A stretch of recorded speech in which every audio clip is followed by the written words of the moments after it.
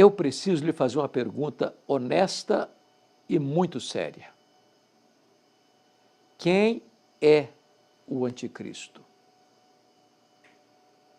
Você sabe quem é o anticristo? Será que podemos saber? Temos alguma pista? Alguma indicação? Algum norte para termos essa resposta? Talvez é preciso conceituar o que é anticristo. É um sistema? É um partido político? É uma ideologia? É uma corrente filosófica?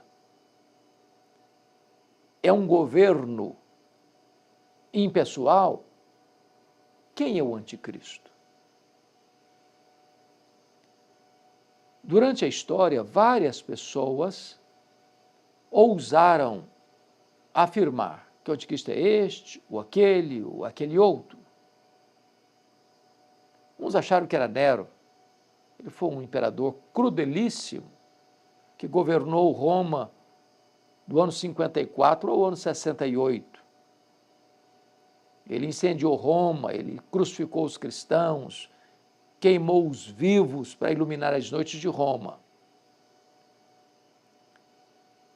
Outros acharam, ao longo da história, que poderia ser Adolf Hitler, antes dele, Napoleão Bonaparte, mais recentemente, Mikhail Gorbachev. Outros acham que foi Mao Tse-tung, outros acham que foi Putin, hoje eu acho, alguns que acham que tem Elon Musk, e por aí vai. A lista é imensa. Quem é o anticristo? Os reformadores do século XVI e os documentos teológicos produzidos pós-reforma, sobretudo as confissões de fé, escritas na sua maioria pelos puritanos, entendiam que o Papa era a figura do anticristo. Pelo fato de que, naquele tempo, as perseguições, a Inquisição, vinham, em grande parte, patrocinados pelo Papa. Também porque a figura dele usurpa o lugar do Pai, conforme Mateus 23:9, o lugar do Filho, quando ele se apresenta como fundamento da igreja, cabeça da igreja, e sumo pontífice, e essa palavra sumo pontífice, que significa supremo mediador, ou sumo sacerdote, posição só ocupada por Jesus, e também usurpa o lugar do Espírito Santo, quando ele se apresenta como vicário Filho de Deus, ou vigário do Filho de Deus, que significa em latim o substituto do Filho de Deus, quando na verdade esse é o papel do Espírito Santo. Mas fica a pergunta, quem é o anticristo? Não se fecha essa questão.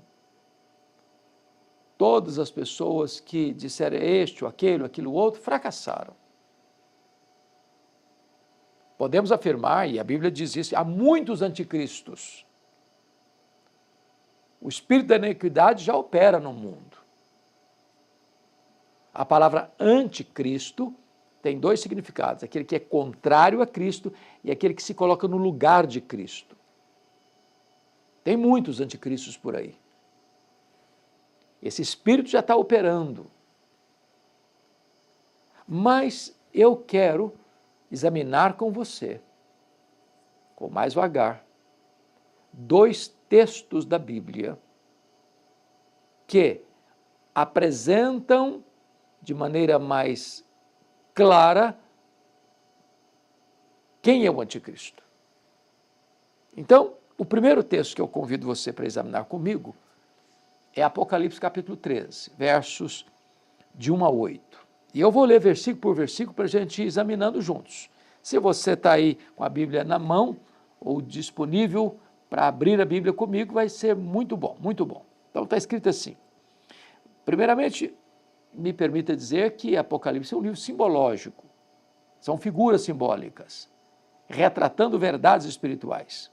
Está escrito: vi emergir do mar uma besta que tinha 10 chifres e 7 cabeças, e sobre os chifres 10 diademas, e sobre as cabeças nomes de blasfêmia. Quando ele diz vi surgir do mar, não é o mar Atlântico, Oceano Pacífico, Mediterrâneo, é uma figura simbológica, e ela é interpretada aqui no livro de Apocalipse mesmo, capítulo 17, verso 15, fala o que significa essas águas do mar. Falou-me ainda: as águas que viste, onde a meretriz está assentada, são povos, multidões, nações e línguas. Ou seja, quando diz que a besta surge do mar, ela vem dessa turbulência das nações, dessa confusão das nações, desta efervescência étnica de tantos povos, de tantas línguas, de tantas raças. Quando diz que esta besta, porque é a figura de uma fera selvagem, de um animal perigoso, que ele tem 10 chifres, chifres fala de poder. Quando diz que tem 10 chifres, é que tem muito poder. Quando diz que tem 7 cabeças, cabeça é comando, e 7 número da perfeição, é que ele tem poder e tem controle, tem governo, tem estruturas debaixo da sua autoridade. Então, essas cabeças de poder, essa cadeia de comando é de blasfêmias, nome de blasfêmias, ou seja, vai ser um ser maligno, perverso, que vai se opor diretamente a Cristo, a Deus. Versículo 2: a besta que vi era semelhante ao leopardo, com pés como de urso, boca como de leão. O que significa isso? Ele está trazendo à tona 3 feras selvagens: leopardo, urso e leão. Assim como esses animais selvagens são predadores perigosos, que subjugam suas presas, que destroem suas presas, que se alimentam de suas presas, ele virá na força desses animais selvagens, com o mesmo poder de destruição, com a mesma fúria para destruir, devastar, arruinar.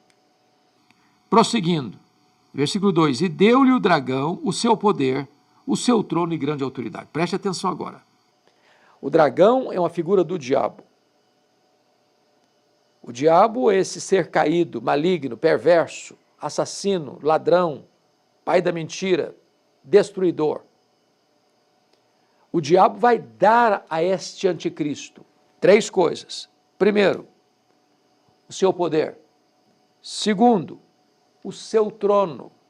Terceiro, grande autoridade. Então você percebe que o anticristo vai ser uma espécie de incorporação do próprio diabo. O poder que ele vai exercer é o poder do diabo transferido a ele. A autoridade que ele vai ter é a autoridade do diabo transferida a ele. O trono do diabo vai ser o trono dele. Comando, controle. Versículo 3.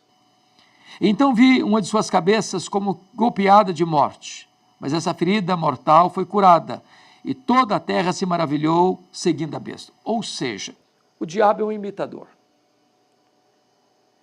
Sendo Deus trino, Pai, Filho e Espírito Santo, ele vai tentar imitar isso, um simulacro da Trindade. O dragão, o anticristo, o falso profeta. Como Jesus foi golpeado pela morte, morreu e ressuscitou, ele vai tentar um simulacro de morte e ressurreição. Vai se levantar de uma ferida mortal. O resultado desse fato extraordinário, está escrito, toda a terra se maravilhou seguindo a besta. Toda a terra não é terra, terra, chão, poeira, pedra, areia. Não, toda a terra, gente, pessoas. Está escrito, toda a terra se maravilhou e seguiu o anticristo. Aqui é a figura de anticristo. Versículo 4. E adoraram o dragão, porque deu a sua autoridade à besta. Ou seja, o anticristo recebe a autoridade do diabo, e as pessoas que seguem o anticristo adoram o diabo, adoram o dragão. também adoram a besta, ou seja, o anticristo vai ser objeto de adoração, assim como o diabo vai ser objeto de adoração. As pessoas vão adorar o diabo, que é o dragão, e vão adorar a besta, que é o anticristo. Agora note, na medida em que as pessoas vão adorar o diabo e o anticristo, elas vão fazer uma pergunta, dizendo: quem é semelhante à besta? Quem pode pelejar contra ela? Agora, a figura do anticristo cresce a tal ponto, no imaginário popular, que a pergunta que as pessoas vão fazer é esta: quem é como a besta? Quem? É a figura mais importante, mais poderosa, que tem mais controle, que tem domínio de tudo. E a pergunta segunda é esta: quem pode pelejar contra ela? Quem pode pelejar contra o anticristo? Vai parecer um ser imbatível, invencível, insuperável. Porque o diabo deu para ele seu poder, seu trono e sua autoridade. Versículo 5. Foi-lhe dado uma boca que proferia arrogâncias e blasfêmias, e autoridade para agir 42 meses. Isso é um termo simbólico, na melhor das interpretações que já encontramos até hoje. Esse espírito do anticristo opera desde a primeira à segunda vinda de Cristo, mas o diabo e o anticristo têm um tempo limitado. Ambos, tanto o dragão quanto a besta, tanto o diabo quanto o anticristo, vão ser lançados no lago do fogo. Apocalipse 19, eu quero ler isso para você, no versículo de número 20 está escrito assim: mas a besta foi aprisionada, que é o anticristo, e com ela o falso profeta, que com sinais feitos diante dela, seduziu aqueles que receberam a marca da besta, a marca do anticristo, e eram os adoradores da sua imagem. Os dois, anticristo e falso profeta, foram lançados vivos dentro do lago do fogo que arde com enxofre. Então, ele é um ser que tem tempo de validade e vai ser fragorosamente derrotado e peremptoriamente condenado, irreversivelmente condenado. Seguindo a leitura no verso 6. E abriu a boca em blasfêmias contra Deus, para lhe difamar o nome e difamar o tabernáculo, a saber, os que habitam no céu. Veja você que agora tem um outro elemento desse anticristo. Ele é um blasfemador. Ele vai se insurgir contra Deus, falar impropérios contra Deus. Como ele não pode atingir aqueles que já foram glorificados, ou seja, desde Abel, que foi a primeira pessoa a morrer na história, até o último homem que vai morrer na história. Ele vai agir aqui na terra, mas esses que já morreram já estão com Cristo, a alma deles já está reinando com Cristo. Ele não podendo atingir essas pessoas, ele vai falar mal delas. Está escrito: para lhe difamar o nome, difamar o tabernáculo, a saber, os que habitam no céu. Ele vai atacar os que moram na terra e ele vai falar mal dos que moram no céu. Agora veja comigo o verso 7. Foi-lhe dado também, preste atenção no também, que está acrescentando mais alguma coisa. Foi-lhe dado também que pelejasse contra os santos. Quem são os santos? Vamos entender essa palavra, porque muita gente acha que santo é aqui que não peca. Às vezes você diz: você, e aí santo, tudo bem? Eu falo: não, eu não sou santo não. A ideia é de santo que as pessoas têm de uma pessoa que não tem pecado. Mas santo, na linguagem bíblica, é aquele que foi separado para Deus. É aquele que foi salvo pela graça. Embora ainda continue sendo um pecador, é santo. Posicionalmente e processualmente sendo santificado. Então, ele vai pelejar, está escrito aqui, foi-lhe dado também. Agora preste atenção. Foi-lhe dado. Lhe dado. E quem que deu? Veja você que quem tem toda a autoridade nos céus e na terra é Jesus. O diabo e os seus agentes só podem agir debaixo da permissão de Jesus. O anticristo não pode agir à revelia do controle de Jesus. Foi-lhe dado que pelejasse contra os santos e os vencesse. Como assim? Como é que o anticristo vai pelejar contra os santos, contra a igreja e vencer os santos e vencer a igreja? Eu vou explicar isso muito bem. O anticristo vai chegar, ele não quer, na verdade, matar. Ele quer levar um crente à apostasia. Ele quer é que um crente negue a sua fé, se capitule a ele. Mas no momento em que um crente, em vez de negar a sua fé, blasfemar contra Deus, rejeitar Jesus para adorar o anticristo, esse crente diz, não, eu prefiro morrer, abandonar a minha fé, o anticristo mata. É nesse sentido que está dizendo que ele vence. Ele vai derramar sangue de muitos cristãos. Olha mais. Deu-se-lhe ainda autoridade sobre cada tribo, povo, língua e nação. Ou seja, o governo dele, o controle dele vai ser universal. Universal. E prossegue. E adorá-la-ão, ou seja, adorarão o anticristo, todos os que habitam sobre a terra. Ou seja, se o governo dele vai ser extenso sobre toda a terra, toda a população da terra vai adorar o anticristo. E aqui tem uma cláusula de exceção. Preste muita atenção aqui. Todos vão adorar o anticristo, exceto, está escrito no verso 8, aqueles cujos nomes não foram escritos no livro da vida do Cordeiro. Adorá-la-ão todos os que habitam sobre a terra, aqueles cujos nomes não foram escritos no livro da vida do Cordeiro. Ou seja, todos aqueles cujos nomes foram escritos no livro da vida do Cordeiro, e esses são aqueles que creram no Senhor Jesus, foram regenerados, justificados, estão sendo santificados, são habitados pelo Espírito Santo. Esses cujos nomes estão escritos no livro da vida, nenhum desses vai adorar o anticristo. Nenhum desses. Em outras palavras, Jesus não vai perder nenhuma das suas ovelhas para o anticristo.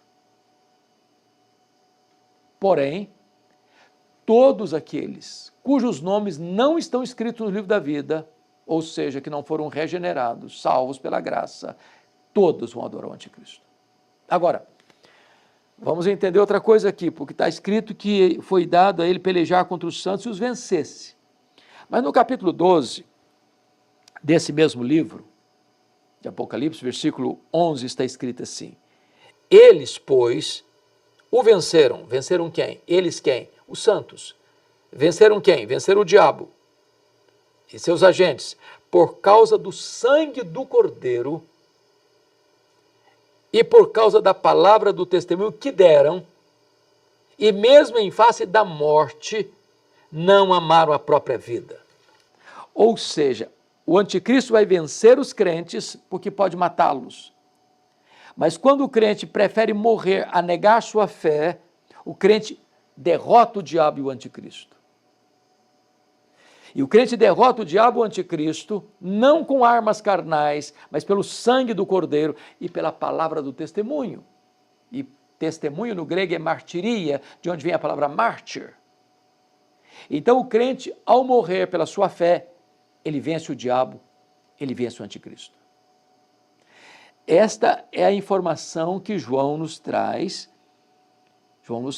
no capítulo 13 de Apocalipse. Agora eu quero remeter você para um outro texto, que é 2 Tessalonicenses capítulo 2, versos 7 a 12. Então, se você está com a sua Bíblia aí, vai comigo para lá, para a gente fechar esse assunto. Capítulo 2, 7 a 12. Eu vou ler também, versículo por versículo, para clarear. Está escrito assim, com efeito, o mistério da iniquidade já opera, e aguarda somente que seja afastado aquele que agora o detém. Então, esse espírito do anticristo já está operando, desde a primeira vinda até a segunda vinda. Aguarda somente que seja afastado aquele, preste atenção, aquele que agora o detém. Então será de fato revelado o iníquo, é uma palavra que Paulo está usando para o anticristo. Em Apocalipse ele é a besta, nas cartas de João ele é o anticristo. Nas cartas de Paulo, ele é o iníquo. Na palavra de Jesus, ele é o filho da perdição. Então será de fato revelado o iníquo, versículo 8, a quem o Senhor Jesus matará com o sopro da sua boca e o destruirá pela manifestação da sua vinda. Ou seja, o anticristo não vai ser derrotado por um sistema político, por um partido político, por um líder político, por um exército armado. Ele vai ser derrotado pela manifestação, pela parousia do Senhor Jesus Cristo. Na linguagem bíblica, matá-lo-á com o sopro da sua boca. Ele vai ser quebrado repentinamente sem que haja cura. Versículo 9. Ora, o aparecimento do iníquo é segundo a eficácia de Satanás. Ele está usando a mesma linguagem lá de Apocalipse 13. Ele vai agir na eficácia, no poder de Satanás. Com todo o poder, sinais e prodígios da mentira. Então preste atenção aqui. Nessa geração nossa, que aplaude milagre, que corre atrás de milagre, que crê em tudo enquanto é milagre, que se faz propaganda por aí, que se faz propaganda até de milagre que nunca aconteceu. O diabo e o anticristo virão fazendo milagres, prodígios da mentira. Então nem todo milagre tem procedência divina. Cuidado com isso. Cuidado com isso. Versículo 10. E com todo engano de injustiça aos que perecem, porque não acolheram o amor da verdade para serem salvos. Que Paulo está dizendo que o anticristo vem com todo engano de injustiça aos que perecem, porque ele não vai enganar os salvos, ele não vai enganar os santos, ele não vai enganar o povo de Deus. Mas aqueles que perecem vão ser enganados.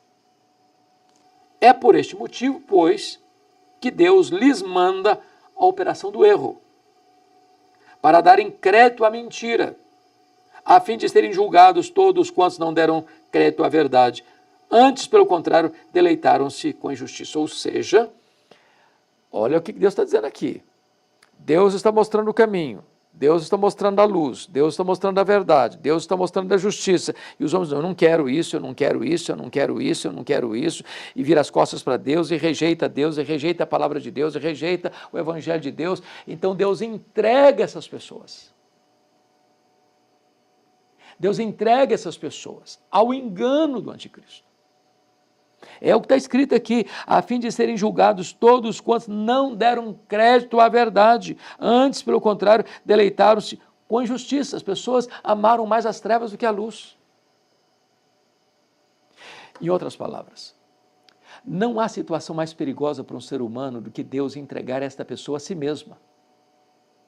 É como se o homem está pisando no acelerador para ir para o pecado e Deus pisa no freio. Ele pisa no acelerador, Deus pisa no freio. O pecador pisa no acelerador para desobedecer a Deus, Deus pisa no freio. Chega uma hora que Deus diz o seguinte, é isso que você quer? Deus tira o pé do freio. E o homem vai assodadamente para o abismo, a ponto de adorar o anticristo e o dragão.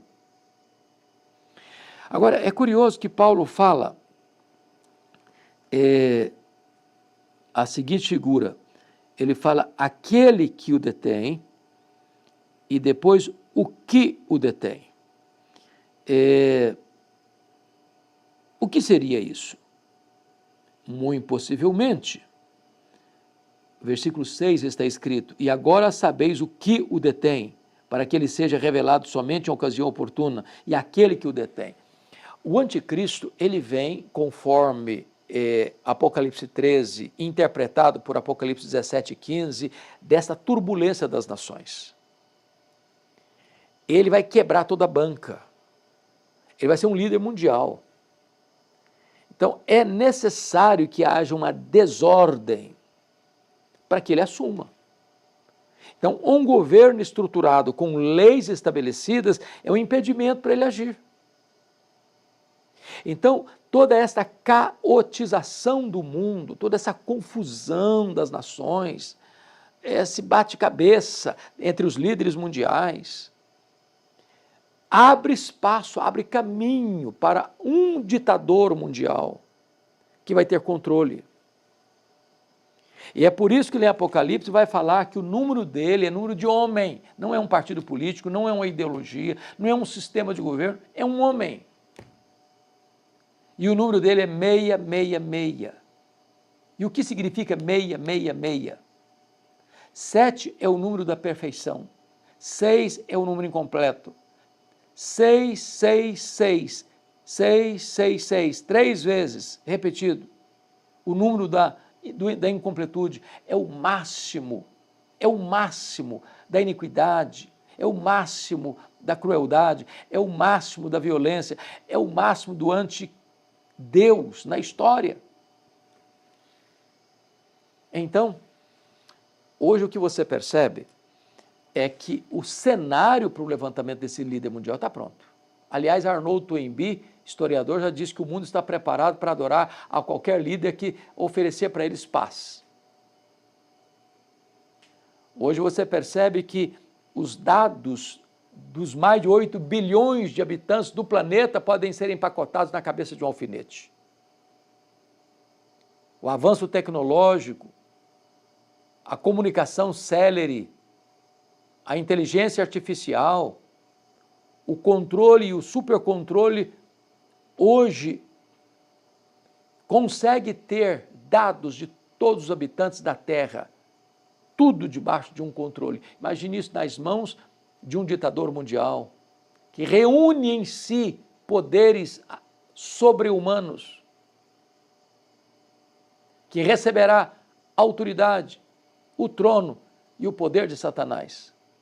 Foi-lhe dado esse poder por um tempo limitado, a ponto de ele ser adorado em todas as nações da terra e por todas as pessoas da terra, exceto aquelas cujos nomes não estão escritos no livro da vida. Quem é o anticristo? É este ser humano que recebe um poder maligno para agir em um tempo limitado, com poder limitado, que só Deus tem todo o poder. E é necessário que você se prepare. É necessário que você esteja preparado.